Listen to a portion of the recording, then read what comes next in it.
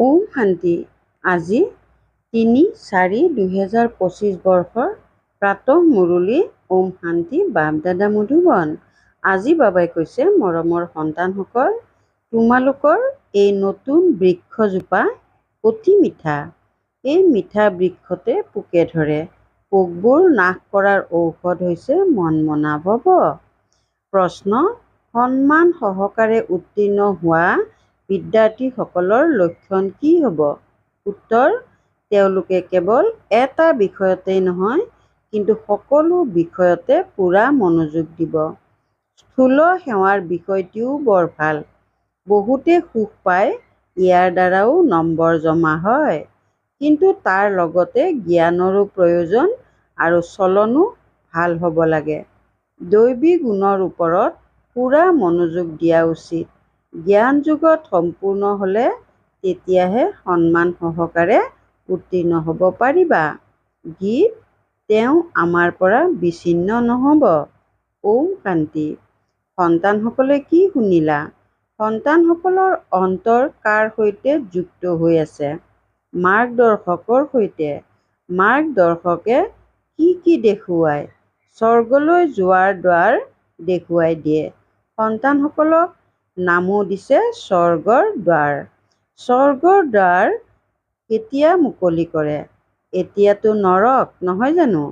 স্বৰ্গৰ দ্বাৰ কোনে মুকলি কৰে আৰু কেতিয়া? এইবোৰ তোমালোক সন্তানসকলেহে জানা। তোমালোক সদায় আনন্দিত হৈ থাকা। স্বৰ্গলৈ যোৱাৰ ৰাস্তা তোমালোকে জানা।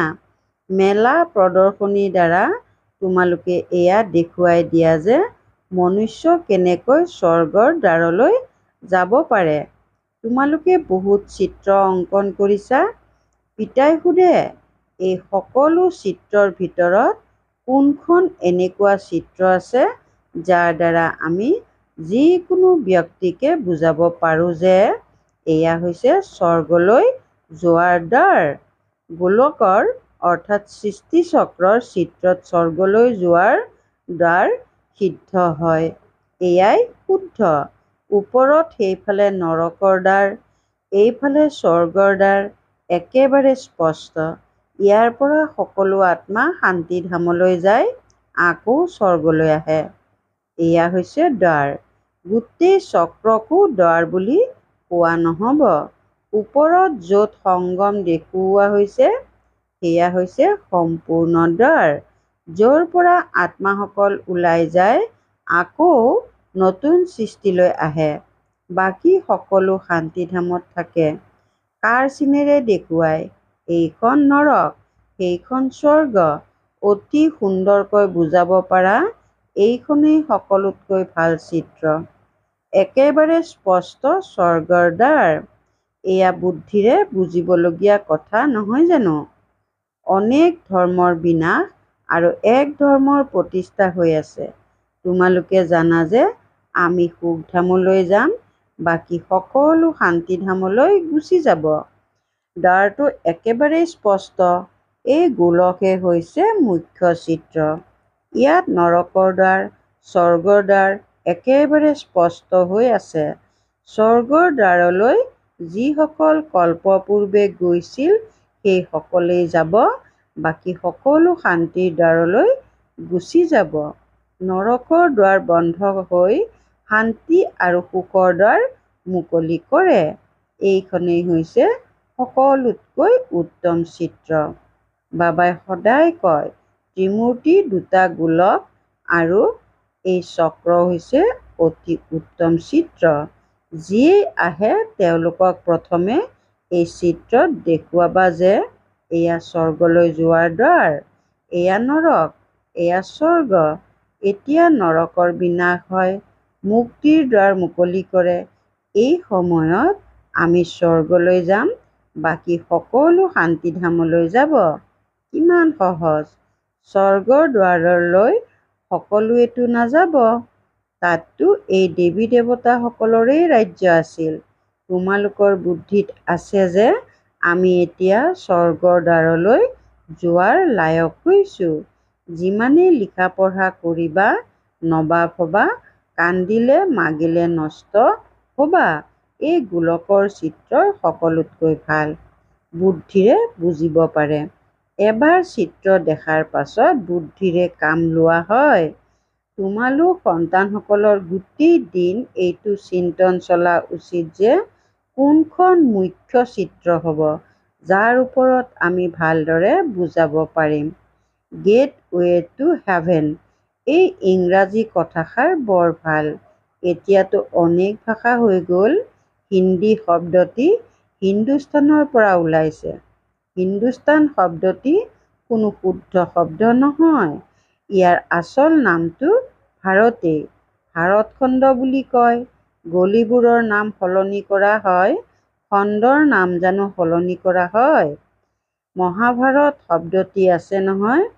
সকলোতে ভাৰতেহে স্মৃতিলৈ আহে। গায়নো কৰে, ভাৰত আমাৰ দেশ। হিন্দু ধৰ্ম বুলি কোৱা বাবে ভাষাও হিন্দী কৰি দিলে। এয়া হৈছে অসত্য। সত্য যুগত সকলো সত্যই আছিল।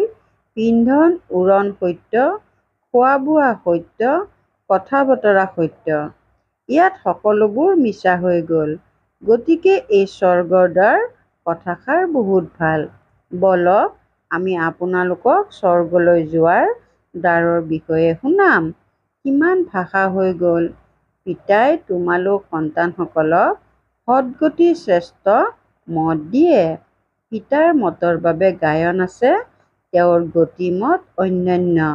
তোমালোক সন্তানসকলক কিমান সহজ মত দিয়ে। ভগৱানৰ শ্ৰীমততহে তোমালোক চলিব লাগে। ডাক্তৰৰ মতত চলিলে ডাক্তৰ হয়গৈ। ভগৱানৰ মতত চলিলে ভগৱান ভগৱতী হ'ব লাগে। হয়ো ভগৱানোবাজ, অৰ্থাৎ ভগৱানে কয়। সেইবাবে বাবাই কৈছিল, প্ৰথমতেতো এইটো সিদ্ধ কৰা যে ভগৱান কাক কোৱা হয়। স্বৰ্গৰ মালিক নিশ্চয় ভগৱান ভগৱতীয়েই হ'ল। ব্ৰহ্মততো একো নাই। স্বৰ্গও ইয়াতে, নৰকো ইয়াতেই হয়। স্বৰ্গ নৰক দুয়োখন একেবাৰে পৃথক। মনুষ্যৰ বুদ্ধি একেবাৰে তমোপ্ৰধান হৈ গৈছে, একোৱে বুজি নাপায়। সত্যযুগ লাখ লাখ বছৰ বুলি কৈ দিছে। কলিযুগৰ বাবে কয় 40,000 বছৰ বাকী আছে। একেবাৰে ঘোৰ অন্ধকাৰত আছে। এতিয়া তোমালোক সন্তানসকলে জানা যে পিতাই আমাক স্বৰ্গলৈ লৈ যাবৰ বাবে এনেকুৱা গুণৱান কৰি তোলে। মুখ্য চিন্তা এইটোৱেই হোৱা উচিত যে আমি কেনেকৈ শত্ৰুপ্ৰধান হওঁ। পিতাই কৈছে মামেকম, অৰ্থাৎ কেৱল মোক স্মৰণ কৰা। চলা ফুৰা কাম কাজ কৰিও বুদ্ধিত যাতে এইটো স্মৃতি থাকে। প্ৰেমিক প্ৰেমিকাও কৰ্মটো কৰে নহয়, ভক্তিটো কৰ্ম কৰে। বুদ্ধিত তেওঁৰ স্মৃতি থাকে। স্মৰণ কৰিবৰ কাৰণে মালা জপে। পিতাইও বাৰে বাৰে কয়, মোক পিতাক স্মৰণ কৰা। সৰ্বব্যাপী বুলি কৈ দিয়ে, তেন্তে আকৌ স্মৰণ কাক কৰিব? পিতাই বুজায়, তোমালোক কিমান নাস্তিক হৈ গ'লা, পিতাকেই নাজানা। এনেকৈ কোৱাও হয় যে হে ঈশ্বৰ পিতা, কিন্তু তেওঁ কোন সেই বিষয়ে অলপো নাজানা। আত্মাই কয়, হে ঈশ্বৰ পিতা, কিন্তু আত্মা কি? আত্মা বেলেগ। তেওঁক কোৱা হয় পৰমাত্মা, অৰ্থাৎ সৰ্বোচ্চ, উচ্চতকৈও উচ্চ, সৰ্বোচ্চ আত্মা পৰমাত্মা। এজনো মনুষ্য নাই যাৰ নিজ আত্মাৰ জ্ঞান আছে। মই আত্মা হওঁ, এয়া শৰীৰ। দুটা বস্তু নহয় জানো? এই শৰীৰ 5 তত্ত্বৰে গঠিত। আত্মাটো এটা অবিনাশী বিন্দু। আত্মা কি বস্তুৰে গঠিত হ'ব? ইমান সূক্ষ্ম বিন্দু সাধু সন্ত আদি কোনেও নাজানে। এওঁতো অৰ্থাৎ ব্ৰহ্মা বাবাই বহুত গুৰুৰ শৰণ ল'লে, কিন্তু কোনেও এইটো নুশুনালে যে আত্মা কি, পৰমপিতা পৰমাত্মা কি।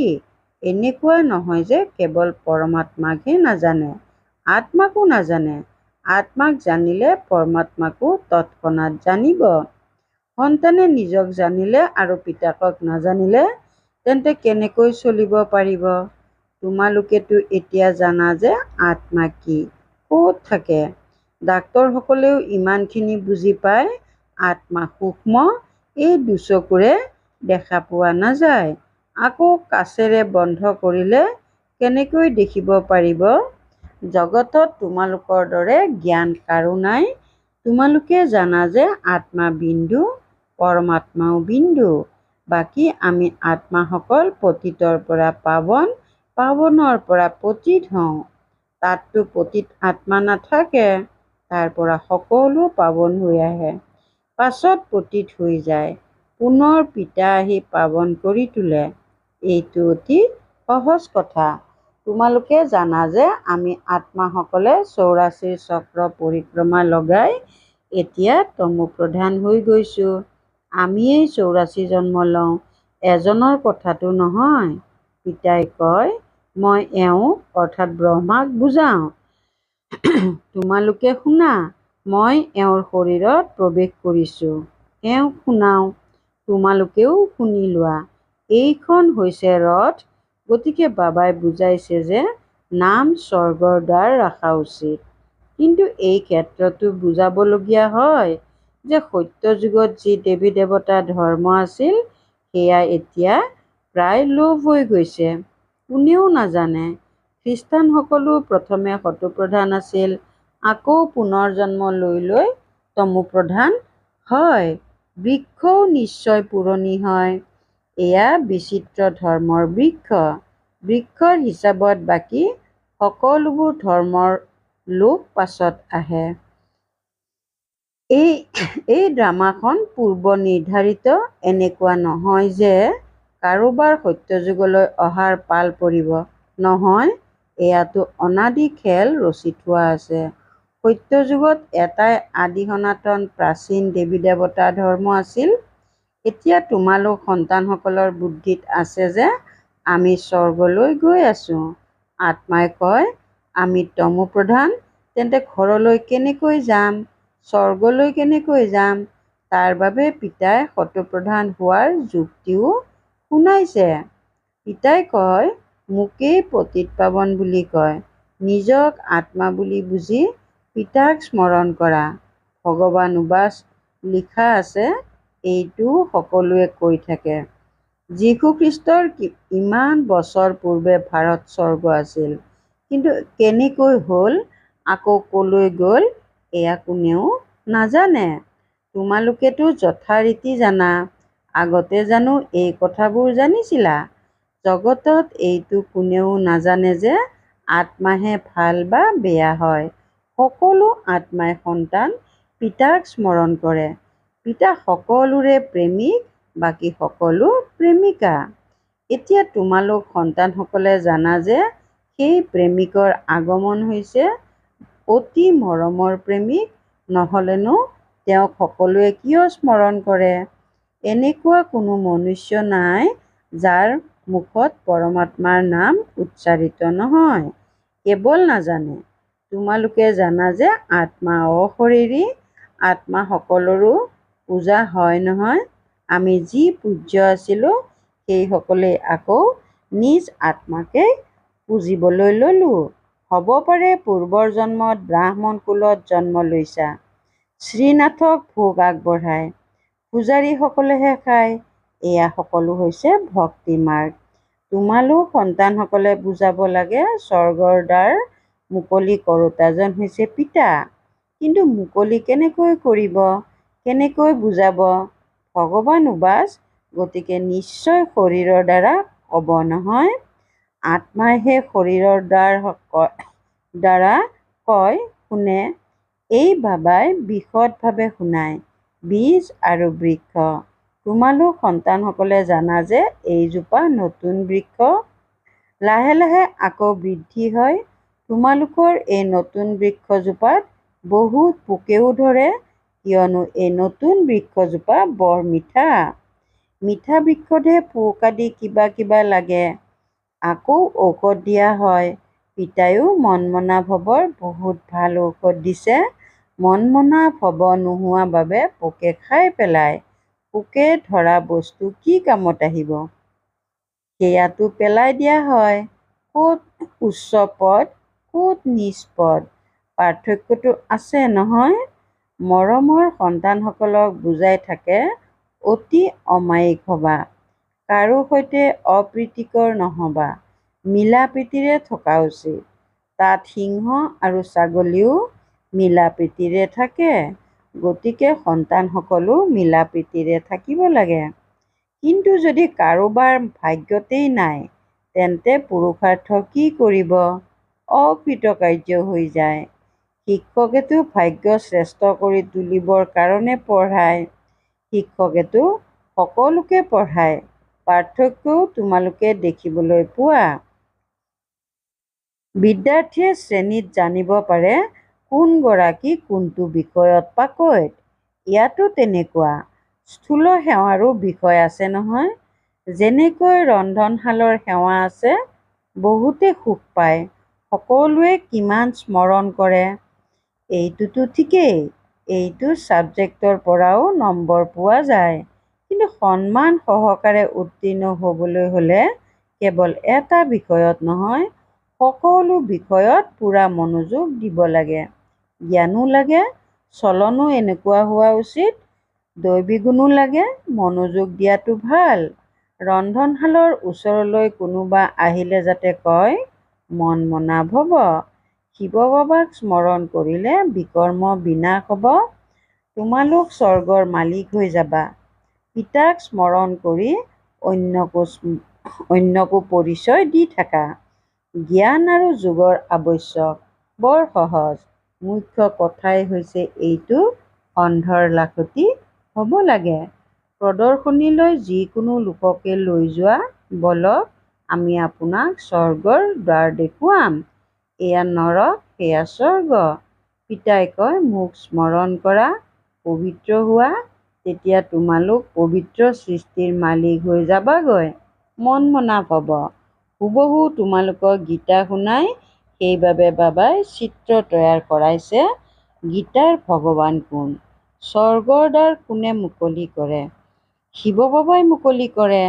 শ্ৰীকৃষ্ণ সেই দ্বাৰেৰে পাৰ হৈ যায়, আকৌ নাম ৰাখি দিলে শ্ৰীকৃষ্ণৰ।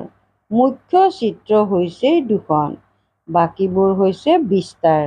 সন্তানসকলে বহুত অমায়িক হ'ব লাগে, স্নেহেৰে বাৰ্তালাপ কৰিব লাগে, মন বচন কৰ্মৰে সকলোকে সুখ দিব লাগে। চোৱা, ৰন্ধনশালত সেৱা কৰোঁতাসকলে সকলোকে আনন্দিত কৰে, গতিকে তেওঁলোকৰ বাবে উপহাৰো লৈ আহে।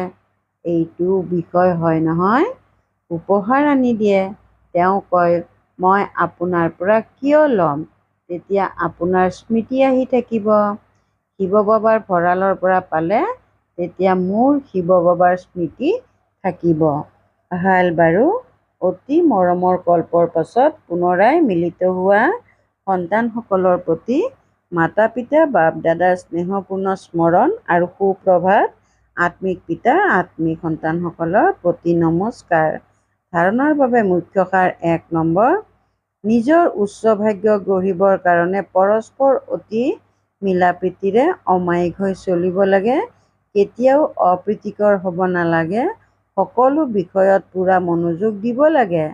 ২ নম্বৰ, সদ্গতিৰ কাৰণে পিতা যি শ্ৰেষ্ঠ মত পাইছা, সেই মতে চলিব লাগে আৰু সকলোকে শ্ৰেষ্ঠ মতহে শুনাব লাগে। স্বৰ্গলৈ যোৱাৰ মাৰ্গদৰ্শন কৰাব লাগে। বৰদান, প্ৰত্যেক আত্মাক সাহস উৎসাহ দিওঁতা, দয়াশীল, বিশ্ব কল্যাণকাৰী হোৱা। প্ৰত্যেক আত্মাক সাহস উৎসাহ দিওঁতা, দয়াশীল, বিশ্ব কল্যাণকাৰী হোৱা।